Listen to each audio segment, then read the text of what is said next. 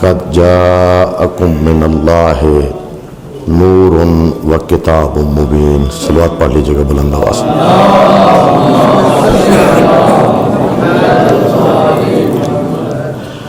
امیر المومنین کی ولادت کی سب سے پہلے میں آپ سب بزرگان عزیزان کی خدمت میں تبریک عرض کرتا ہوں. درس کے حوالے سے میں نے شیخ طوسی علیہ رحمہ جو تقریباً 1000 سال پہلے گزر چکے ہیں، انہوں نے ایک کتاب لکھی ہے امالی شیخ طوسی. اس کی مجلس 20 میں جو انہوں نے بیان کی ہے تقریباً وہ 5-6 صفحات پر مشتمل ہے، اور امیر المومنین کسی محفل میں موجود ہیں اور وہاں سرور کائنات نے ان کے حق میں جو گفتگو کی ہوئی ہے اسے بطور استدلال پیش کر رہے ہیں. اس کے علاوہ خود اپنے کچھ فضائل بھی بیان کر رہے ہیں. خیبر کا تذکرہ فرماتے ہیں، مختلف جنگوں میں اپنی شجاعت کا تذکرہ فرماتے ہیں، مختلف عظمتوں کو بیان کرتے ہیں. لیکن اس میں 5 خصوصیات ایسی تذکرہ کرتے ہیں جو سرور کائنات کی زبانی وہ بیان فرماتے ہیں، اور وہ 5 خصوصیات ایسی ہیں کہ کائنات میں امیر المؤمنین کے علاوہ سرور کائنات کے بعد کسی میں بھی وہ خصوصیات اس حد تک نہیں پائی جاتی.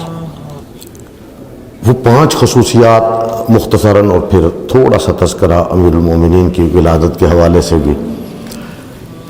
ان میں سب سے پہلے اقوامہم بامر اللہ. امیر المؤمنین کی خوبی یہ ہے کہ امر خدا کے احیاء میں سب سے بارز ترین شخصیت امیر المؤمنین ہے.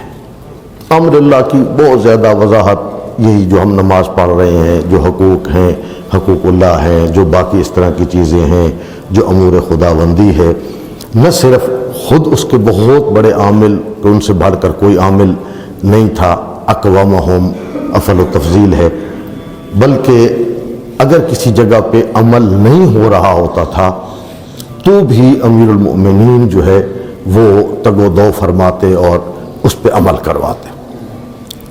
بہت پہلے میں نے جمعے کے خطبے میں ایک تذکرہ کیا تھا. امیر المؤمنین کو خبر پہنچی کہ کچھ لوگ ایسے ہیں کہ جو بہت زیادہ شوق رکھتے ہیں عبادت کا اور سارا دن مسجد میں گھسے ہوئے ہیں، دن رات 24 گھنٹے یہی کام، اللہ اللہ، ذکر، رکوع، سجدہ. تو امیر المؤمنین کو آ کے بتایا گیا کہ یا علی کچھ لوگ ایسے ہیں کہ وہ تو بیچارے ان کے بچے بڑے پریشان ہیں، گھر میں بیگم پریشان ہے، اولاد پریشان ہیں، حتیٰ بعض لوگوں کے گھر میں اب کھانے کا بھی بندوبست اس طرح کا نہیں ہے. تو یہ کیا؟ تو امیر المومنین فوراً وہاں سے نکلے جہاں مسجد میں یہ لوگ موجود تھے یا جس مقام پر عبادت میں مشغول تھے. تو حضرت نے آپ نے پوچھا کہ آپ یہ کام کر رہے ہیں، بہت اچھا ہے، یہ ہونا چاہیے، لیکن آپ مجھے بتائیں کہ آپ کے بچوں کے کھانے یا آپ کے کھانے کا کیا سسٹم ہے؟ کہا کوئی دیتے ہیں تو کھا لیتے ہیں، کوئی نہیں دیتے تو نہیں کھاتے. تو حضرت نے بہت سخت لفظ استعمال کیا، چونکہ روایت کا جملہ ہے. حضرت نے کہا پھر تو وہ کتے بھی اسی طریقے سے ہیں، انہیں کوئی چیز کو ڈال دے تو وہ کھا لیتے ہیں، اگر انہیں کوئی چیز نہ پھینکی جائے تو وہ نہیں کھاتے ہیں. چلو یہاں سے نکلو. اور اس کے بعد حضرت نے وہ 3 حصوں میں تقسیم، میں اس طرف جانا نہیں چاہتا زندگی کا، اتنا وقت اپنے بچوں کو دیں، اتنا وقت عبادت کو دیں، اتنا وقت اپنے رزق حلال کی کمائی میں. تو یہاں بھی امر الہی کا احیاء تھا. دیکھا کہ وہ ایک کام کی طرف اس طرح راغب ہو رہے ہیں کہ کئی امور ان سے چھوٹ رہے ہیں، تو حضرت نے تاکید کی کہ نہیں، یہ کام نہیں. تو ہماری بھی ذمہ داری یہ ہے کہ ہم دیکھیں کہ اگر ہم امیر المؤمنین کو ہدیہ دینا چاہتے ہیں اور تبریک پیش کرنا چاہتے ہیں اس 13 رجب کے موقع پر، تو ہم کہیں کہ یا علی جس طریقے سے آپ کرتے تھے ہم بھی آج کے بعد کوشش کریں گے کہ ہم سے کوئی اس طرح کی کوتاہی نہیں ہوگی کہ امر خداوندی میں ہم کسی قسم کی کوئی کمی کر سکیں. یا بہرحال پہلی چیز اقوامہم بامر اللہ. دوسرا جو حضرت نے خصوصیت بیان کی کہ سرور کائنات نے میرے لیے کہا، اور بھرا ہوا تھا کوفہ کی مسجد اور ڈھیر سارے لوگ بیٹھے ہوئے تھے، وہ فرمایا کہ اوفاہم بعہد اللہ، انہوں نے فرمایا یا علی آپ سے بڑھ کر کوئی عہد خداوندی کی پابندی کرنے والا، ایفا کرنے والا نہیں ہے۔ بہت ساری روایات میں یہ عہد اللہ کی پابندی کرنا یا ایفاء عہد کے حوالے سے جو روایات ہیں، وقت نہیں ہے کہ اس زیادہ تفصیل میں جایا جائے۔ ایک نشانی بتائی گئی ہے ایفاء عہد کرنے والا، جو قرآن نے اولو الالباب لفظ استعمال کیا ہے، کہا وہ اولو الالباب ہیں جو عہد اللہ کی پیروی کرتے ہیں اور عہد کی ایفا کرتے ہیں۔ تو عہد اگر ہم بالکل عمومی معنی بھی لے لیں ایفاء عہد کا، تو اگر کسی کو ہم نے کسی قسم کا کوئی وعدہ دیا ہے، کسی کے ساتھ اس طرح کی کوئی بات کی ہے، اس کو پورا کرنا۔ لیکن یہاں عہد اللہ کا مفہوم جو ہے وہ زیادہ وسیع ہے، زیادہ واضح تر ہے، زیادہ روشن ہے۔ لیکن اگر ہم یہی مصداق ایک چھوٹا سا لے لیں جو ہماری اردو میں عہد کہا جاتا ہے اور اس کے ترجمے کو ہے، تو کم از کم وعدہ کرتے وقت ہمیں یہ خیال کرنا چاہیے کہ اگر میں کسی کے ساتھ کسی بات پر جو ہے وہ عہد کر رہا ہوں تو میری ذمہ داری ہے کہ میں اس کو پورا کروں، میں اس کو انجام دوں۔ اگر ہم ایسا کریں گے، یہ پانچوں صفات کوشش کریں گے اگر اپنے اندر ہم پیدا کر سکیں، تو یہ بہترین ہدیہ ہوگا معصوم علیہ السلام کی ولادت پر ان کی تبریک کے لیے۔ دوسری چیز ہو گئی۔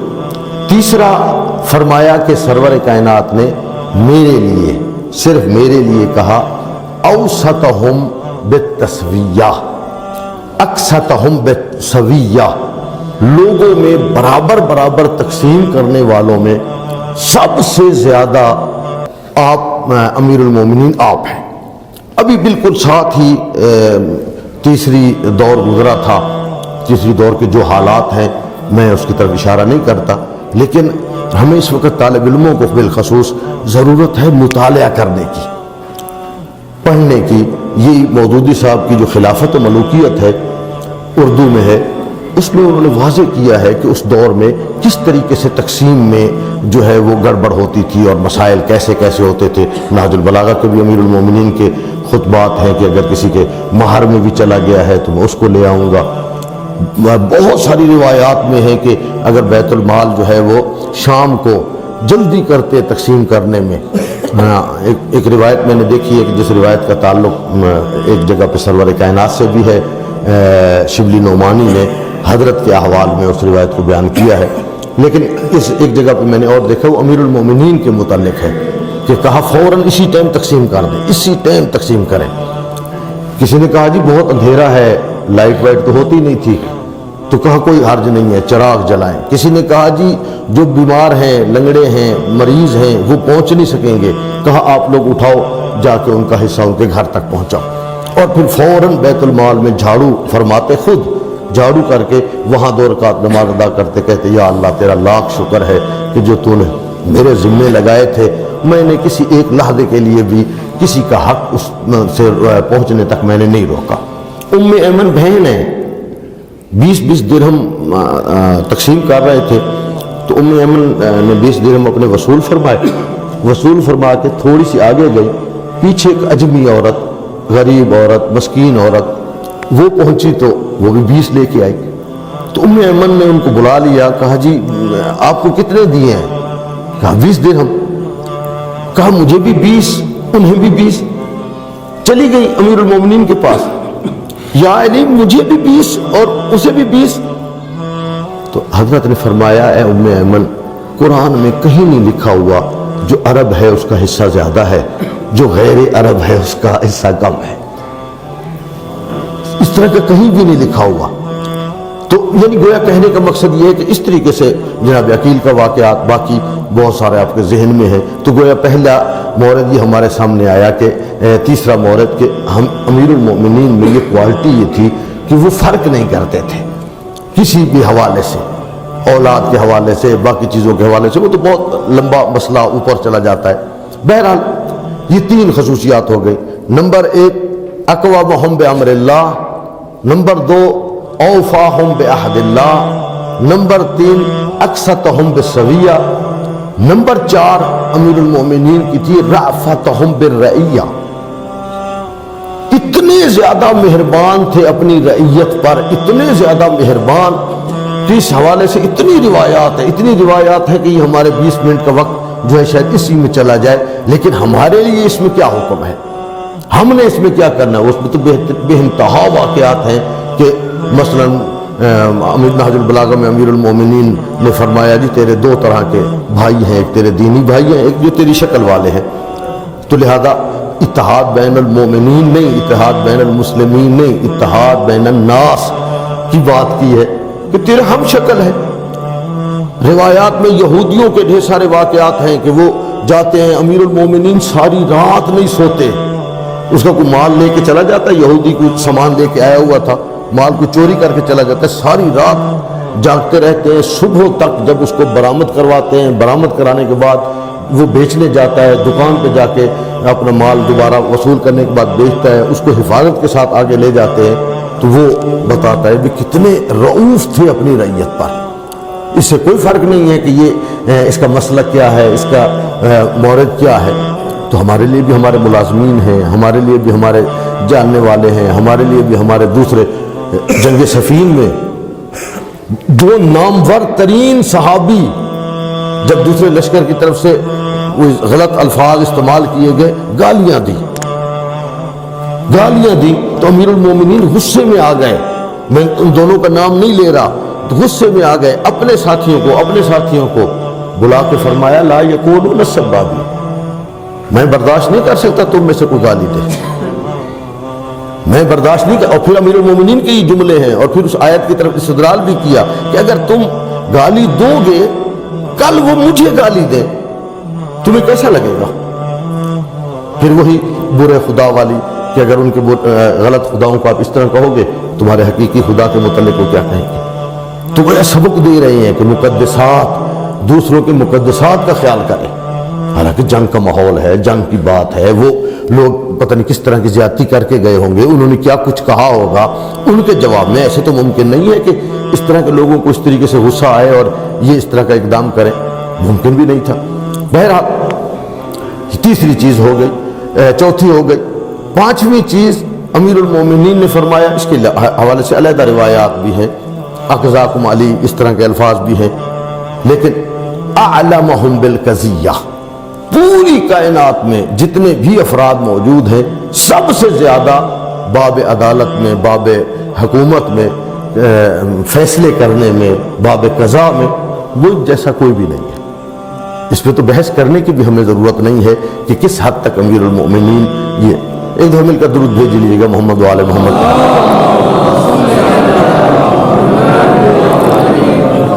میں نے جو آیت آپ کی خدمت میں عرض کی ہے قَدْ جَاءَكُم مِّنَ اللَّهِ نُورٌ وَكِتَابٌ مُّبِينٌ، بڑی عجیب 2 چیزوں کا تذکرہ ہے، اللہ کی طرف سے آپ کے پاس 2 چیزیں آئی ہیں، ایک نور، ایک کتاب مبین۔ میں حیران ہوتا ہوں کہ یہاں مفسرین کے اختلاف اتنا وسیع تر ہو گیا جس کی کوئی انتہا نہیں۔ میں یہاں بھی حوالہ دوں گا اردو کی ایک کتاب کا، مودودی صاحب کی تفہیم القرآن۔ تفہیم القرآن انہوں نے بڑی خوبصورت بحث کی ہے اس آیت کے ذیل میں۔ ویسے نور کے 3 معنی کیے گئے ہیں، قَدْ جَاءَكُم مِّنَ اللَّهِ نُورٌ وَكِتَابٌ مُّبِينٌ، آپ کے پاس نور بھی آیا ہے اور کتاب مبین بھی آئی ہے۔ ایک معنی یہ کیا گیا ہے کہ اس نور سے مراد نور سرور کائنات صلی اللہ علیہ وآلہ وسلم۔ دوسرا معنی یہ ہے اس نور سے مراد اسلام ہے۔ تیسرا معنی اس نور سے مراد خود کتاب ہے۔ تو یہ 3 معنی بیان کیے گئے۔ ہماری رائے یہ ہے کہ یہ نور جو ہے اس علیحدہ معنی رکھتا ہے، اور مودودی صاحب نے بڑی خوبصورت، بلکہ اعتراض کے جواب میں کسی نے اعتراض کیا کہ آپ یہ کیا بادشاہی کی ہے کہ آپ نے یہ معنی لکھ دیا ہے اور یہ معنی کر دیا ہے، تو انہوں نے اس کے جواب میں بہت، لیکن ویسے میں نے دیکھا ہے عبداللہ بن عباس نے نور کا معنی جو ہے وہ علیحدہ نور سرور کائنات کیا ہے۔ اس کے علاوہ قتادہ نے، یہ اہل سنت بزرگان ہیں، انہوں نے بھی علیحدہ معنی کیا، ابن جریح نے انہوں نے بھی یہی معنی کیا۔ اس کے علاوہ اور بہت سارے بزرگان نے بھی نور کا یہ معنی کیا، لیکن جب مودودی صاحب سے سوال کیا گیا تو انہوں نے سوال کے جواب میں آپ نے یہ کیا کر دیا، تو انہوں نے فہرست گنا دی، کہا شاہ ولی اللہ کا ترجمہ دیکھو، ترجمہ لکھ دیا. تو انہوں نے کہا نور. کہا شاہ عبد القادر جیلانی کا ترجمہ دیکھ لو جو انہوں نے لکھا ہے شاہ عبد القادر کا. انہوں نے بھی نور کیا. کہا محمود الحسن صاحب کا ترجمہ دیکھ لیں, انہوں نے بھی یہ ترجمہ نور کیا. تو لہذا واضح یہ ہو گیا کہ نور علیحدہ چیز ہے, یہ علیحدہ ہے. جب علیحدہ ہے تو پھر اللہ کہہ رہا ہے تمہارے پاس میں نے دو چیزیں بھیجی ہیں. دو چیزوں جب واؤ کے ساتھ عطف آ گیا ہے تو معطوف معطوف علیہ کا قاعدہ یہی ہے. اور یہی جواب فخر الدین رازی نے بھی, اگرچہ اس نے 3 قول بیان کیے ہیں کہ نور سے مراد نور سرور کائنات بھی ہے, نور سے مراد اسلام بھی ہے, نور سے مراد کتاب بھی ہے, اور کتاب والے کو رد کر دیا ہے. انہوں نے کہا کہ نہیں, چونکہ جب واؤ عاطفہ آ جائے تو معطوف معطوف علیہ کے درمیان تغیر کا ہونا ضروری ہے, دونوں کا علیحدہ علیحدہ ہونا ضروری ہے. تو لہذا اس لیے یہ تو معنی اس کا نہیں ہو سکتا, لازم ہے کہ وہ. لیکن جب دو چیزیں متغیر علیحدہ علیحدہ چیزیں اکٹھی ایک ہی جگہ پہ آ جائیں, ایک فعل کے تحت آ جائیں, تو اس کے لیے ضروری ہوتا ہے کوئی نہ کوئی مماثلت پائی جائے. مماثلت کے بغیر نہیں ہو سکتا. اگر دونوں میں کوئی مماثلت ہوگی تو وہ دو چیزیں جن کو اکٹھا کیا گیا ہے, مثلا ہم کہیں جی زید اور عمر آئے, تو آنے وجہ بنی, عمر علیحدہ ہے زید علیحدہ ہے, آنا ان کا وجہ بنی ہے کہ دونوں کو ہم نے اکٹھا کر دیا ہے. یہاں قرآن اور نور آئے تو دونوں میں ہیں تو جدا جدا. نور سے مراد نور سرور کائنات, کتاب سے مراد خود قرآن مجید, یہ ہو گیا, دونوں علیحدہ ہیں لیکن ان میں امتیاز جو ہے وہ اشتراک